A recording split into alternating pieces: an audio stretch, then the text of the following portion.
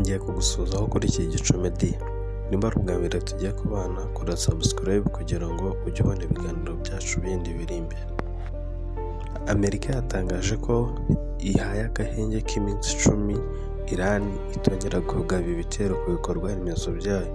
Ibi bije nyuma y'aho bemeranyije yuko bagiye kujya mu masezerano yo kongera uburyo bahagarika intambara. Intambara ya Iran na Amerika ndetse na Israel iri mu ntambara imaze guhagarika ibintu byinshi, aho hamaze gupfamo abantu benshi, ibikorwa remezo byagiye bisenyuka. Ibi bije nyuma y'aho Iran yemeye noneho ko yabonye ibaruwa igera mu biro byabo iturutse muri Leta Zunze Ubumwe za Amerika ivuga ko noneho habaho ibiganiro byo guhagarika intambara. Ibi kandi byemejwe n'igihugu cya Pakistan, kuko cyavuze ko Islamabad n'umurwa mukuru wa Pakistan babonye ibaruwa yanditswe na Leta Zunze Ubumwe za Amerika igaragaza yuko noneho bashaka kujya mu biganiro na Iran. Mwibutse ko igihugu cya Pakistan, igihugu cya Egypt ubwo ni Misiri, igihugu cya Turukiya biri mu bihugu bitatu byashyizweho buzahuza Iran na Amerika ndetse na Israel kugira ngo biganire uburyo byahagarika ino ntambara ikomeje guteza ubukene ku isi ndetse n'amapfa. Ibi kandi byemejwe n'igihugu cya Pakistan, aho bemeje ko Islamabad n'umurwa mukuru wa Pakistan bakiriye ibaruwa ivuga yuko Amerika noneho yaba yemeye kujya mu biganiro ndetse na Iran yemeye kujya mu biganiro na Amerika.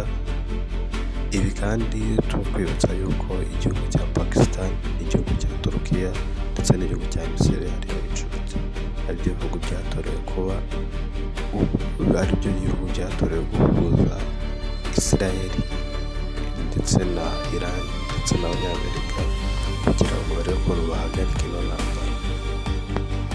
Nkomeza kukwibutsa aho utarakora subscribe kuri ino channel, wakora subscribe kugira ngo tujye dukomeza kubana mu biganiro byacu biri imbere.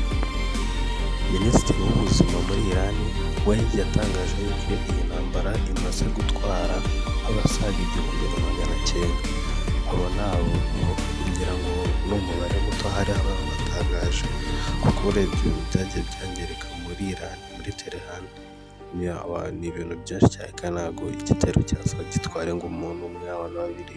Akenshi biriya bihugu bigenda bihisha umubare w'abantu bapfuye mu gihugu cyabo.